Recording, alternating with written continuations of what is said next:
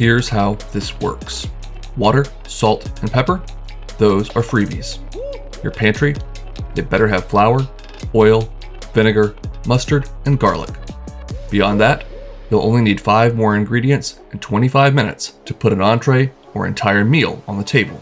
So, shop, set the clock, and let's dish out.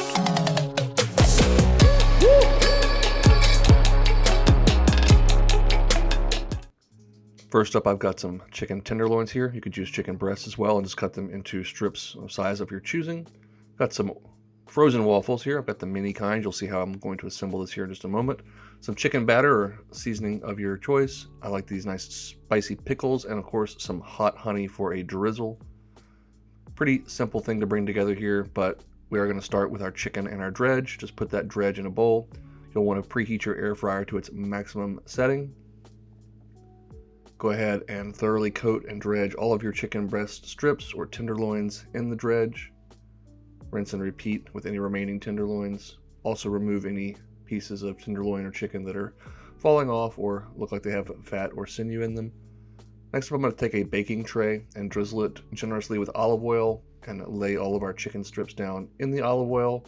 Go ahead and toss them around so that that batter gets a nice coating to it. What we're doing here is lubricating that batter so that we can get a second coat on there. Once we've got it coated in the oil the first time around, we'll go back in and that'll allow us to pick up even more batter. If you have spray oil or spray lubricant, you could hit these one final time before they go into the air fryer. Either way, I'm going to be honest with you, they're not going to get a great color. There's just not enough fat and heat to get a nice golden brown sear in the oven. So if you really care about getting that golden brown color, you will have to do a little shallow fry, which I'm showing you here. Just 4 to 5 minutes on each side until you've got the color you're looking for. And then either it's cooked through in the middle to 160, or if it's not, just pop it into the oven or air fryer to finish cooking. You'll see the difference once I take the pan out of the oven here. And again, all of these are thoroughly cooked through. All of them are going to taste just fine, but don't want to mislead you and tell you you're going to get golden brown chicken without doing a little bit of a shallow fry.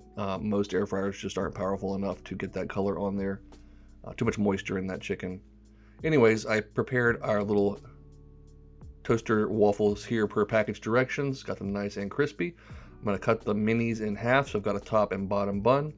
Lay down a chicken tender and generously drizzle with the hot honey. You could definitely use syrup or regular honey here. I love the hot chilies in the hot honey pairing with the sweetness of the honey itself and those waffles, and the pickles add a nice little briny, tangy crunch. Very simple, obviously, but a lot of great flavor notes all combined into one delightful and quite juicy bite.